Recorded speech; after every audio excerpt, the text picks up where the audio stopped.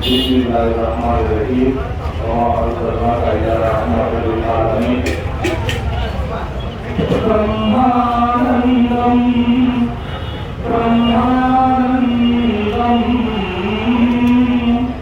परमसुधारम केवलम ज्ञानमूर्तिम ब्रह्मातीतं जगन्नाथं तत्त्वमस्याधीशम् एकं नित्यं विमलावदनं सर्वादिसाक्षिभूतं भावातीतं गुणातीतं सद्गुरुं नमामि।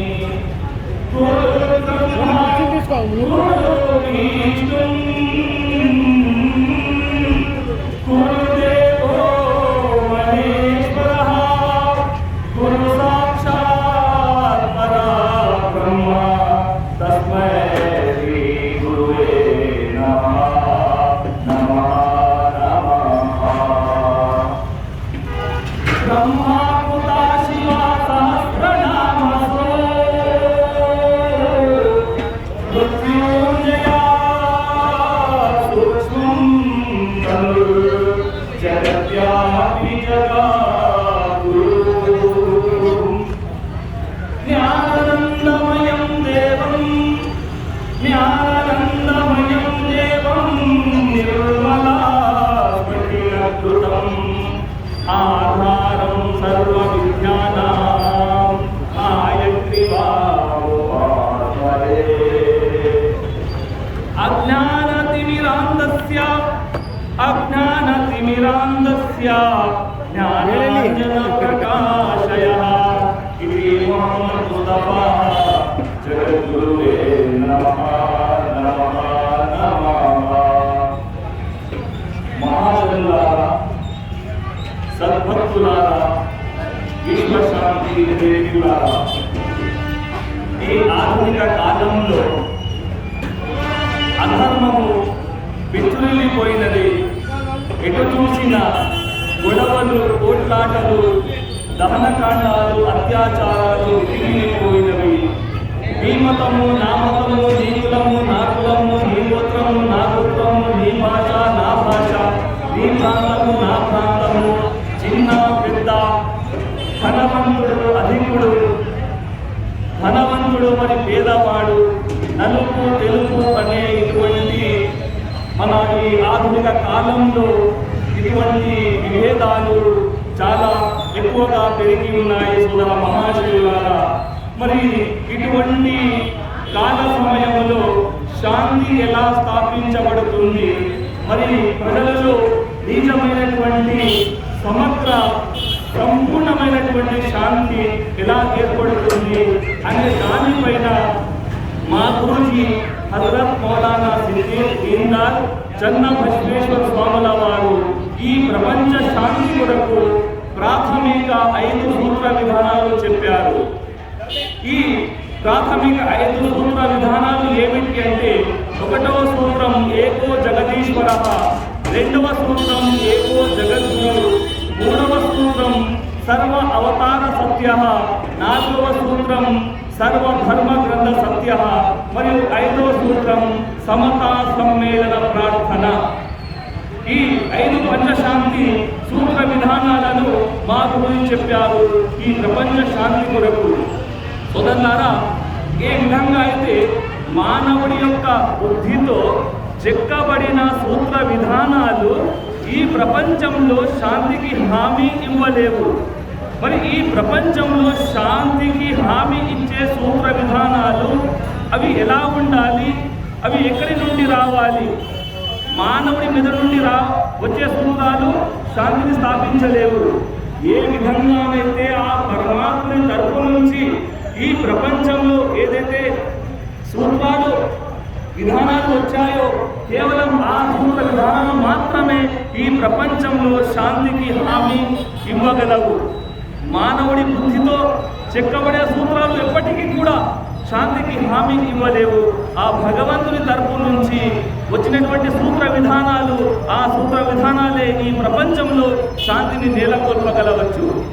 అలాగే దాదాపు మన ఈ ప్రపంచంలో ఆ పరమేశ్వరుని తరపు నుంచి, ఆ భగవంతుని తరపు నుంచి దాదాపు మన ఈ ప్రపంచం మొత్తంలో 1,24,000 మంది ప్రవక్తలు అవతరించారు. ప్రవక్తలు అంటే మన భారతదేశంలో వారిని అవతార పురుషులు అంటారు. అవతార పురుషులు అన్నా, ప్రవక్తలు అన్నా, పైగంబర్ అన్నా, నబీ అన్నా భాషా భేదాలు ఇవన్నీ కూడా కేవలం ఎలాగైతే నీళ్లు, పానీ, తన్ని, వాటర్, జల్, ఆబ్ భాషలు మారేవన్నీ కూడా. కానీ పరమాత్ముడు ఈ 1,24,000 మంది ప్రవక్తలను, అవతార పురుషులను ఈ ప్రపంచంలో ఎందుకు పంపించాడు? పంపించడానికి ముఖ్య ఉద్దేశం ఏమిటి పరమాత్ముడి అంటే, మనము భగవద్గీత గ్రంథంలోని 4వ అధ్యాయము 7-8 శ్లోకాన్ని మనం చూడవచ్చు. అక్కడ చాలా స్పష్టంగా వ్రాయబడి ఉన్నది భగవద్గీత గ్రంథంలో, యదా యదా హి ధర్మస్య గ్లానిర్భవతి భారత, యదా యదా హి ధర్మస్య గ్లానిర్భవతి భారత అభ్యుత్థానామ ధర్మస్య తదాత్మానాం సృజామ్యహం పరిత్రణాయ సాధూనాం వినాశాయ చ దుష్కృతాం ధర్మ సంస్థాపనార్థాయ సంభవామి యుగే యుగే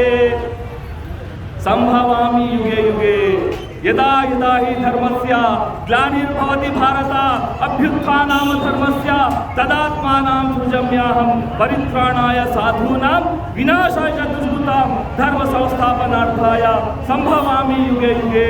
ఈ ప్రపంచములో ఎప్పుడెప్పుడైతే ధర్మము నశిస్తుందో, అధర్మము అభివృద్ధి చెందుతుందో, అటువంటి కాల సమయములో ఆ పరమాత్ముడు ధర్మం యొక్క శాఖలను రక్షించడానికి తన సందేశహారులను, తన అవతార పురుషులను ఈ ప్రపంచంలో పంపించి మంచి వాళ్లను రక్షిస్తాడు.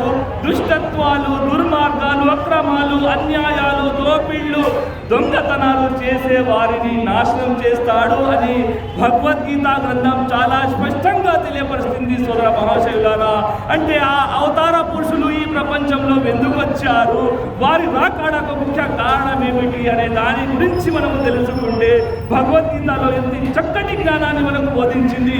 అలాగే సర్వ గ్రంథాలలో కూడా మనము చూసినట్లయితే, సర్వధార్మిక గ్రంథాలలో కూడా ఆ అవతార పురుషుల రాకడ ఎందుకు జరిగింది అంటే, ఇదే ఏది విధంగా అయితే భగవద్గీత గ్రంథంలో చెప్పబడిందో అలాగే పురాణ గ్రంథంలో కూడా అలాగే వ్రాయబడి ఉంది. భాష భేదాల వలన మనకు సత్యాన్ని మనం గ్రహించలేకపోతున్నాము. సోదర మహాశయులారా, మరి ఏ విధంగా అయితే ఇక్కడ సంస్కృత భాషలో చెప్పబడిందో మనకు అదే అరబీ భాషలో చాలా స్పష్టంగా వ్రాయబడి ఉన్నది. యాయుహల్లదీన ఆమను మయ్యర్తద్ద మిన్కుమ్ అన్ దీనిహి ఫస్సౌఫ యాతియల్లాహు బిఖౌమిన్. ఎప్పుడెప్పుడైతే ప్రపంచంలో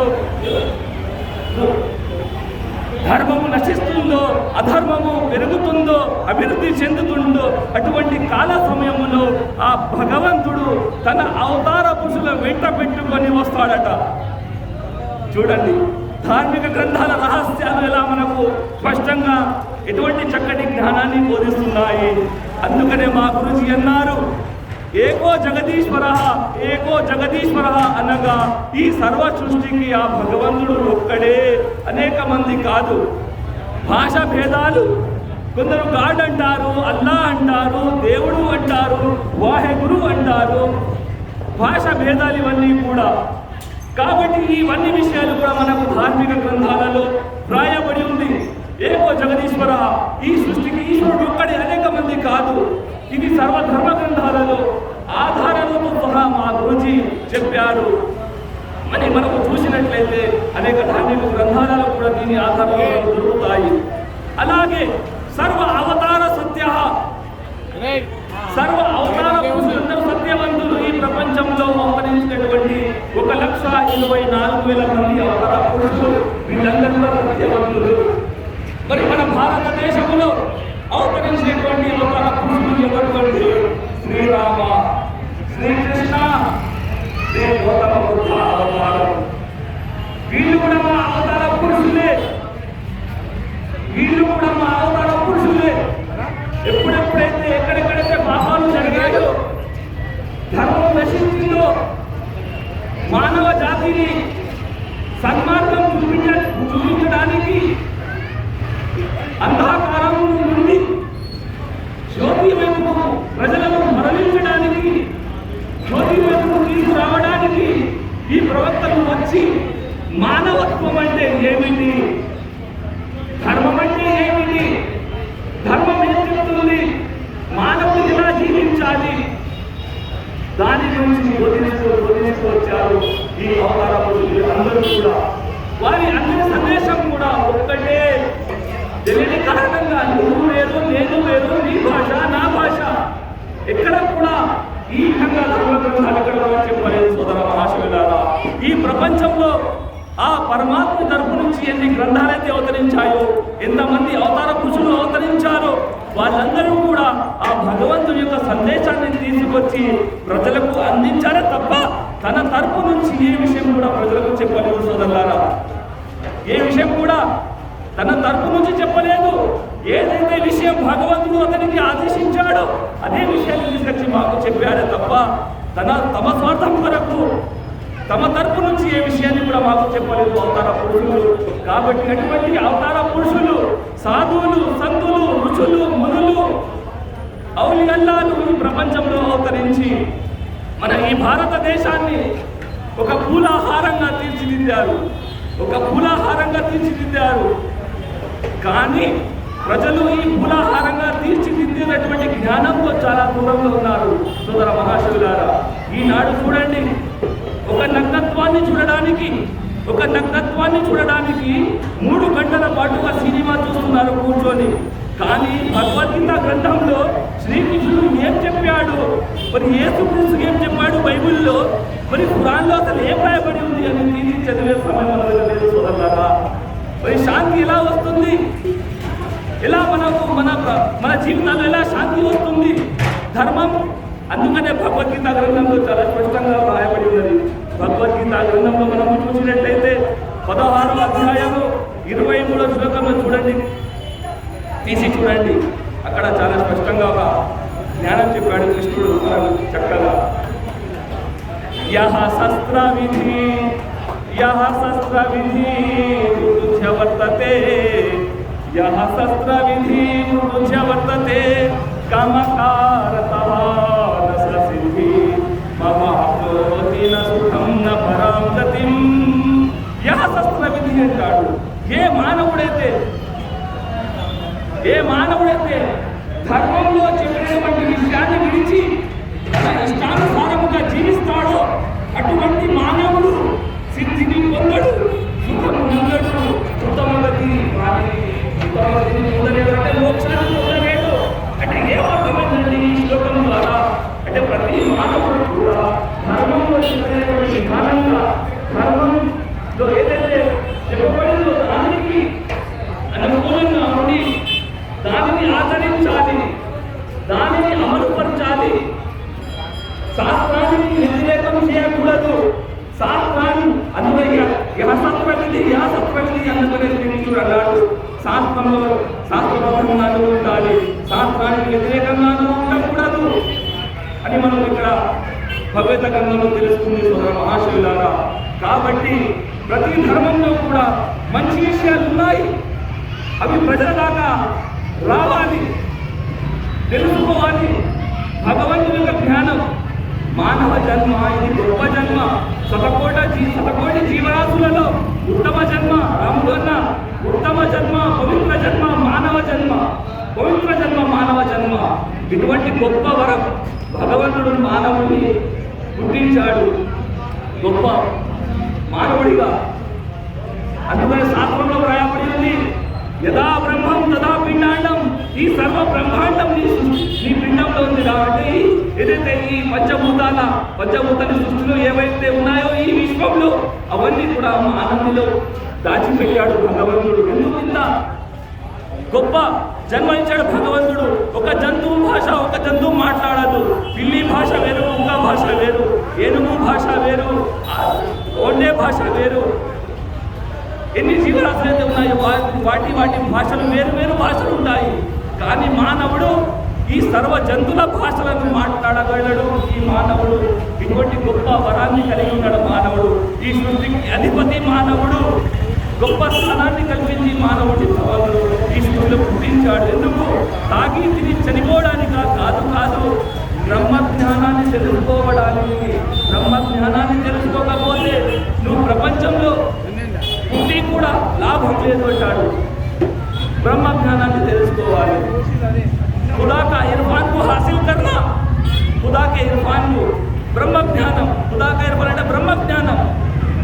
ఆ బ్రహ్మ జ్ఞానాన్ని తెలుసుకోవాలి. తెలుసుకోకపోతే నువ్వు ఏం సాధించినా కానీ. అందుకనే వేమన యోగి అన్నాడు, వేమన యోగి యోగులందు యోగి, వేమన యోగి చదివి చదివి చావంగనేటికి, చదివి చదివి చావంగనేటికి, చావులేని చదువు చదవవలయు, చదువులేక కొట్రాజనులు సచివి కదా విశ్వదాభిరామ వినురవేమ.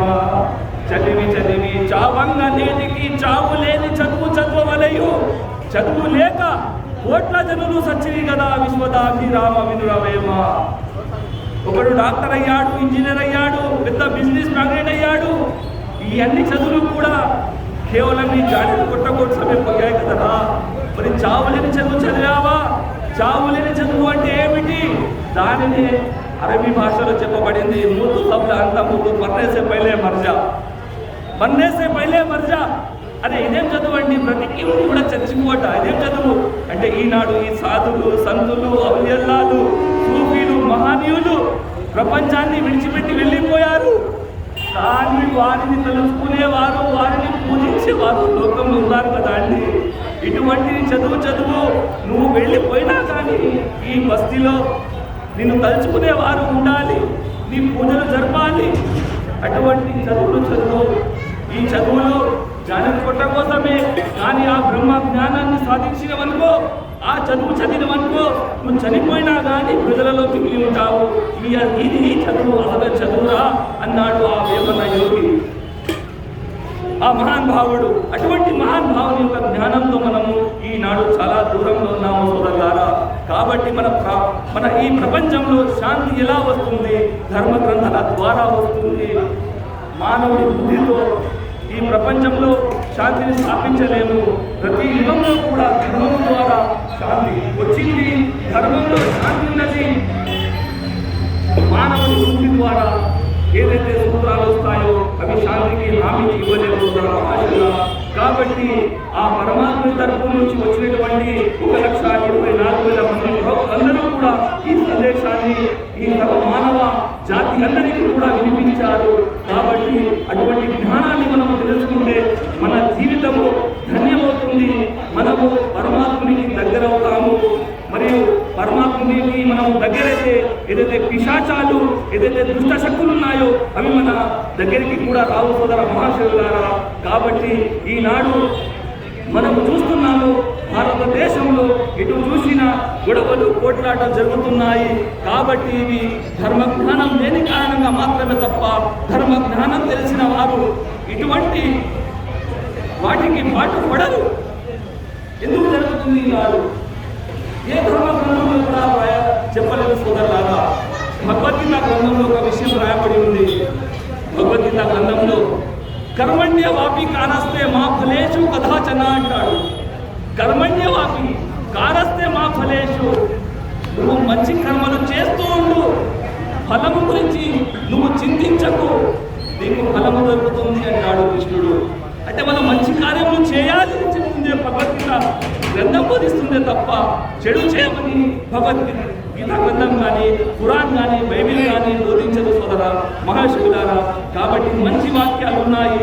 నీతి వాక్యాలు ఉన్నాయి, పరమాత్మని తెలుసుకునేటటువంటి సూత్ర విధానాలు ఉన్నాయి.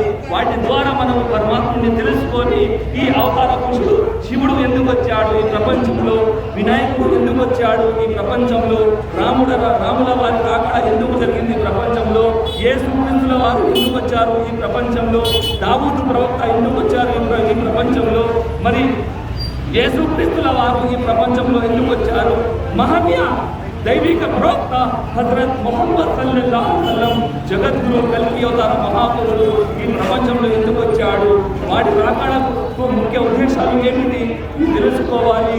కాబట్టి ముహమ్మద్ సల్లల్లాహు అలైహి వసల్లం వారు 1400 సంవత్సరాల పూర్వం నాడు వచ్చారు. వచ్చి చెప్పింది ఇదే విషయాలు, ఏ అవతార పురుషుడు చెప్పారో అవే విషయాలను ముహమ్మద్ ప్రవక్త సల్లల్లాహు అలైహి వసల్లం గారు కూడా అదే విషయాలు చెప్పారు. నలుపు తెలుపు జాతి మతము కుల భేదాలు ఉండకూడదు, మనమందరం కూడా సమానులే అనేటటువంటి బోధనకు చేశాడు దైవిక ప్రవక్త హజరత్ ముహమ్మద్ సల్లల్లాహు అలైహి వసల్లం వారు. ఈ ప్రపంచవ్యాప్తంగా ఉన్నటువంటి ప్రతి ఒక్కరికి కూడా ఇది తెలిసిన విషయమే. అవతారం రాకడ ఉద్దేశం ఏది? మానవ జాతిని రక్షించాలి. భగవద్గీత ఉద్దేశం ఏమిటి? భగవద్గీత ముఖ్య ఉద్దేశం ఏమిటి? ప్రతి మానవుడిలో పంచపాతకములు ఉంటాయి. ప్రతి మానవుడిలో పంచపాతకములు ఉంటాయి. కామ, క్రోధ, లోభ, మద, మోక్షర్య. ఈ కామ, క్రోధ, లోభ, మద, మోక్షర్య ఇవి అరిషట్ గుణాలు, చెడు గుణాలు. ఇవి ఏ విధంగానైతే ఒక స్త్రీకి చీర చుట్టుకొని ఉంటుందో అలాగే ప్రతి మానవుడికి పంచపాతకములు చుట్టుకొని ఉంటాయి. రాముడు అన్న పంచపాతకములు చుట్టుకొని ఉంటాయి. వీటిని తొలగించి వారికి దైవానికి దగ్గర చేయడానికి, దైవంలో లీనం చేయడానికి వచ్చారు కృష్ణుల వారు, రాముల వారు, దైవిక ప్రవక్త హజరత్ ముహమ్మద్ సల్లల్లాహు అలైహి వసల్లం వారు, యేసు ప్రభుల వారు.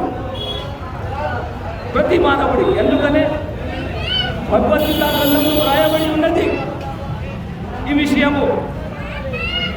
త్రివిధం నర్కస్వేదం ద్వారం నాశనమాత్మనః కామః క్రోధః లోభస్తథా త్రేయం త్యజేత్. కామ, క్రోధ, లోభ, మద, మోక్షర్యలు ఈ అరిషడ్ గుణాలు ఎవరిలో ఉంటాయో వారికి నరక ద్వారం తప్పదట. స్వర్గస్థులు కావాలనుకుంటే ఈ అరిషడ్ గుణాలను విడిచిపెట్టాలి. ఈ అరిషడ్ గుణాలను విడిచిపెడితే దైవ గుణాలు మీ దగ్గరికి వస్తాయి. అందుకనే 17వ అధ్యాయం 4వ శ్లోకంలో రాయబడి ఉన్నది, యజంతే సాత్విక దేవాన్ యక్ష రక్షసాం హి రాజ్యసా భూతాన్ ప్రేత గణాం యజంతే తామసా జనః అంటాడు. సాత్విక గుణము గల వారిలో దైవ గుణాలు ఉంటాయి. ఈ సాత్విక గుణం ఎప్పుడు వస్తుంది అంటే ఈ అరిషడ్ గుణాలు తొలగిపోవాలి, అప్పుడు మనలో సాత్విక గుణం వస్తుంది. ఇదే బోధిస్తుంది కదండి భగవద్గీత. ఇంతకు మించి ఏదైనా బోధిస్తుందా భగవద్గీత? ఇదే కదా బోధించేది. అరిషడ్ గుణాలు తొలగిపోవాలి మానవుడిలో నుంచి, మరి దైవిక గుణాలు రావాలి. సాత్విక గుణం, యక్ష రాక్షసామి రాక్షస గుణాలు తొలగిపోవాలి. అప్పుడు ఈ రాక్షస గుణాలు మన నుంచి తొలగిపోతే దైవ గుణాలు వస్తాయి మా దగ్గరికి. సోదర మహాశివులారా, ఆ మహానీయులు ఇంత చక్కటి జ్ఞానాన్ని మనకు అందించారు. అటువంటి జ్ఞానంలో మనము ఈనాడు చాలా దూరంలో ఉన్నాము. కాబట్టి సోదర మహాశయులారా, ఈ ప్రపంచంలో అవతరించినటువంటి ఎన్ని గ్రంథాలైతే ఉన్నాయో అవన్నీ గ్రంథాలు కూడా సత్యమే. ఓంకారవాణి సంబంధమే. భగవద్గీత కానీ, వేదాలు కానీ, పురాణాలు కానీ, శాస్త్రాలు కానీ, బైబిలు కానీ, 18 పురాణాలు కానీ, 108 ఉపనిషత్తులు కానీ, ఇవన్నీ ఓంకారవాణి సంబంధం, పరమాత్మవాణి సంబంధ గ్రంథాలు. ఇవన్నీ కూడా ఈ ఎన్నైతే విషయాలు నేను చెప్తున్నానో మీకు నా తరపు నుంచి చెప్పడం లేదు. ఏవైతే అవతార పురుషులు చెప్పారో, ఏవైతే గ్రంథాలలో వ్రాయబడి ఉన్నాయో విషయాలు, అవే విషయాలను మీ ముందు అందిస్తున్నాయో తప్ప అందరూ కూడా మంచిగా సుఖశాంతులతో జీవించాలి. అందరూ దైవానికి దగ్గర కావాలి. దేవుని కృప అందరి పైన కురియాలి. దైవ మార్గంలో నడవాలి అందరూ కూడా అని దాదాపు 100 సంవత్సరాలు 100 సంవత్సరాల నుండి 1924 నుండి మా సాధు సంఘులు ఈ భారతదేశంలో ఇదే కార్యం చేస్తున్నాము. దాదాపు 100 సంవత్సరాలు గడిచిపోయాయి. అనేక మంది మా ఆశ్రమంలో అనేక మంది వస్తారు. హిందువులు, జైనులు, బౌద్ధులు, క్రైస్తవులు అందరూ వచ్చి ప్రసంగిస్తారు. శాంతి ఎలా జరుగుతుంది, శాంతి గురించి, ధర్మం గురించి. ప్రతి సంవత్సరం ఒక సభ జరుగుతుంది. సర్వధర్మ సమ్మేళనం, ఇంటర్నేషనల్ ఆల్ రిలీజియస్ కాన్ఫరెన్స్ అనే పేరుతో అక్కడికి మన రాములన్న కూడా వచ్చారు. మరి ఈ గణేష్ కమిటీ వాళ్ళని కూడా తీసుకొచ్చారు. వచ్చి అక్కడ కూడా అన్న కూడా తన ప్రసంగాన్ని చేశారు అక్కడ కూడా. ఎందుకంటే మనం చేసేటటువంటి ఈ ప్రోగ్రాం, ఈ సభ మా ద్వారా ప్రజలకు ఒక మంచి జ్ఞానం లభించాలి, అందరూ ఏకం కావాలి, ఇటువంటి గొడవలు కొట్లాటలు జరగకూడదు, శాంతియుతంగా ఉండాలి. ఇస్లాం ధర్మం అంటే శాంతి ధర్మం. అది భాష భేదం. ఇది శాంతి అన్నా ఇస్లాం అన్నా రెండు ఒకటే, భాష భేదాలు. శాంతిని కోరుకుంటుంది ఇస్లాం ధర్మం. అందుకే మా గురించి చెప్పారు, వారు చెప్పారు. అయితే మా గురించి ఒకసారి గాంధీజీ గారిని కలిశారు. కలిసి ఈ అవతార పురుషుల యొక్క గ్రంథాల విషయాలు ఆయన ముందు చర్చించినప్పుడు గాంధీజీ అన్నారు, ఎన్నైతే విషయాలు చెప్తున్నారో వీళ్ళు ఇవన్నీ విషయాలు కూడా వాస్తవానికి మంచి విషయాలు ఇవన్నీ కూడా. కానీ ఇక్కడ అనేక మతాలు ఉన్నాయి, అనేక విశ్వాసాలు ఉన్నాయి. మరి వీరందరిలో కూడా శాంతి రావాలి అంటే మనం ఏం చేయాలి అని గురూజీని ప్రశ్నించారు గాంధీజీ. అప్పుడు గురూజీ అన్నారు గాంధీజీ మీరు ఎంతమంది అయితే హిందూ సోదరులు అయితే ఉన్నారో వారిని ఖురాన్ గ్రంథాన్ని చదివించండి. మరి ఎంతమంది ముస్లిం సోదరులు అయితే ఉన్నారో వాళ్ళందరినీ కూడా భగవద్గీత గ్రంథాన్ని చదివించండి. భేదభావాలు తొలగిపోతాయని చెప్పారు. ఇటువంటి వ్యత్యాసాలు ఉండవు, ద్వేషాలు ఉండవు. అక్కడ చెప్పిన విషయాలే ఇక్కడ చెప్పబడ్డాయి, ఇక్కడ చెప్పిన విషయాలే అక్కడ చెప్పబడ్డాయి అని గాంధీజీని అప్పుడు మా గురూజీ అన్నారు. అయితే గాంధీజీ కూడా చాలా సంతోషించారు గురూజీని కలిసి, ఈ వారి యొక్క సందేశాన్ని విని, వారి యొక్క ప్రసంగాన్ని విని కూడా. అలాగే ఈ సంతులలో భేదభావాలు ఉండవు. మా దగ్గర భేదభావాలు ఉండవు. వీళ్ళు హిందువులని, వీళ్ళు క్రైస్తవులని, వీళ్ళు సిక్కులని, వీళ్ళు జైనులని, వీళ్ళు లింగాయతులని. మా దగ్గర భేదభావాలు ఉండవు. మనమందరం కూడా ఒక్కటి, మన అందరి దేవుడు ఒక్కడే, మనందరికీ గురువు కూడా ఒక్కడే. ఇవన్నీ భాష భేదాలు, ఇవన్నీ కూడా ఈ ప్రపంచంలో అవతరించినటువంటి సర్వ అవతార పురుషులందరూ కూడా సత్యవంతులు. వారి పైన అవతరించినటువంటి దైవిక గ్రంథాలు, ఆ గ్రంథాలన్నీ కూడా సత్యమే అని విశ్వసించాలి. మరి సమతా సమ్మేళన ప్రార్థన అనే ఈ 5 సూత్రాలను గురించి మాకు ఇచ్చారు. ఈ మొత్తం భారతదేశంలో ఈ పంచశాంతి సూత్రాలను మీరు వినిపించండి, దీని ద్వారా శాంతి వస్తుంది అన్నారు. ఇది ధర్మగ్రంథాల విషయం సోదరులారా. కాబట్టి రాములు అన్న ద్వారా ప్రతి సంవత్సరం కూడా ఇక్కడికి వచ్చి మాకు ఆ భగవంతుడు ఎంత శక్తి ఇచ్చాడు అందుకు మేము ప్రజలకు కొన్ని విషయాలు, మంచి విషయాలను అందించడానికి ప్రయత్నిస్తుంటాము. రాములు అన్న గారు కూడా మా దగ్గరికి వచ్చారు. మరి ఆయన ప్రతి సంవత్సరం కూడా ఈ గణేష్ కమిటీ వాళ్ళందరూ కూడా మాకు ఆహ్వానిస్తారు. వారికి ఈ వినాయక చవితి శుభాకాంక్షలను అందిస్తూ మరి వారికి ఇక్కడ వారు మాకు సమయం ఇచ్చి మాకు మా ప్రసంగాన్ని విన్నందుకు వారికి మనస్ఫూర్తిగా నేను కృతజ్ఞతలు చెప్తున్నాను. చెబుతూ చివరిగా నేను నా ఒక సంధ్యావందన ప్రతి సంవత్సరం కూడా ఈ రాములు అన్న గణేష్ మండపం నుంచి నేను ఒక సంధ్యావందన మంత్రాన్ని ప్రజలకు వినిపించి ఒక వీరబ్రహ్మం గారి ఒక కాలజ్ఞానం ఉన్నది. ఆ కాలజ్ఞానాన్ని చదివి నేను నా ప్రసంగాన్ని ముగిస్తాను. శుభే శోభనే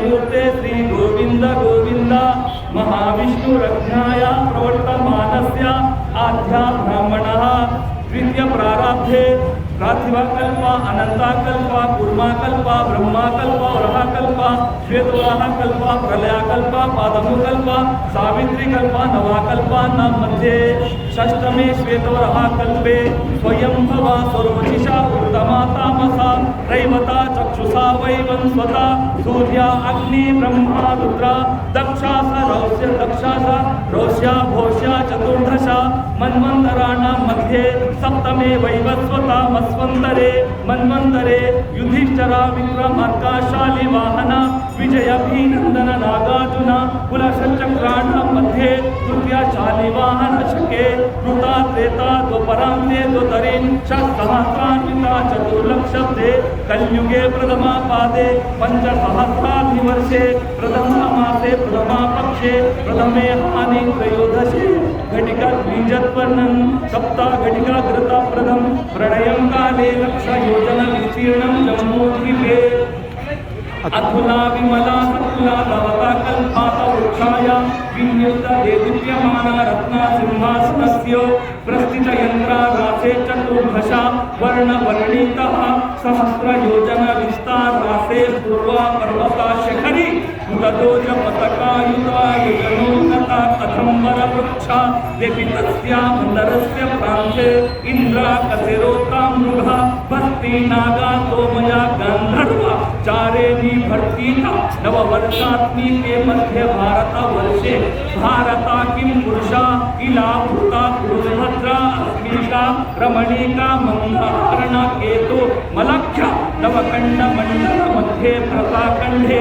विरोहा दक्षिण दिग्भागे श्रीशैल ईशान्य प्रदेशे कृष्णा गोदावरी मध्य दिशे श्रीमदादि विष्णु मत्स्य कूर्मावतः नरसिंह वामना भार्गवा राघव कृष्णा बौद्ध कल्कि अवतार निवास गृहे सप्त समस्ता देवता हरिहता उभयत्मिक स्वरूप जगद्गुरु चरण सान्निध्यो आस्मिन् वर्तमान व्यवहारिका अस्मिन् संवत्सरे आयने ऋतो मासे पक्षे वासरे तिथो शुभ नक्षत्रे शुभयोगे शुभकरण एवं गुण विशेषण विशिष्टाय शुभतिथो ममोपासा दुरितक्षाय तद्वारा श्रीमदादि नारायण विराट विश्वस्वरूप प्रत्यार्थं प्रातः मध्याह्निका सायं संध्या उपाशीषे नमः नमः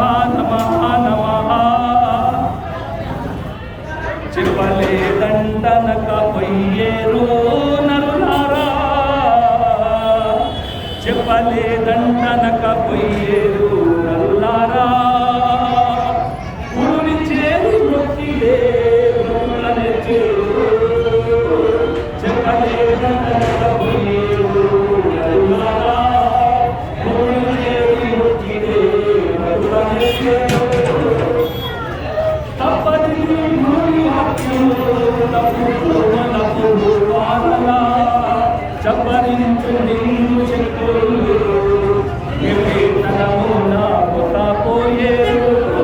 ఇదిగాక కొందరు గొప్పతనమున మీరేరు ఇప్పుడు నగరాలు ఎప్పుడు వీళ్ళను మరి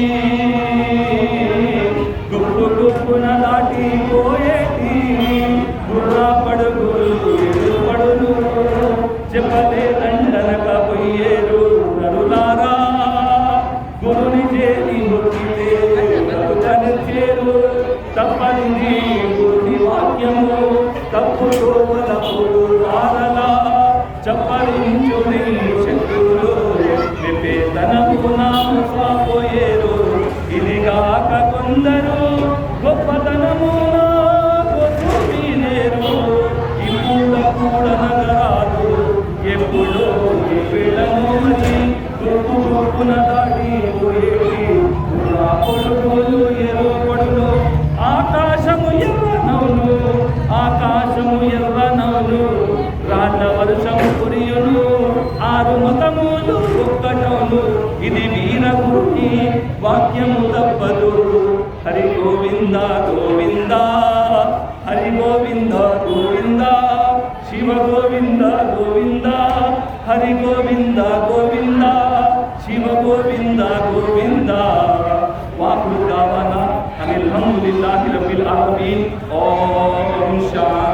శాంతి శాంతి. టేబుల్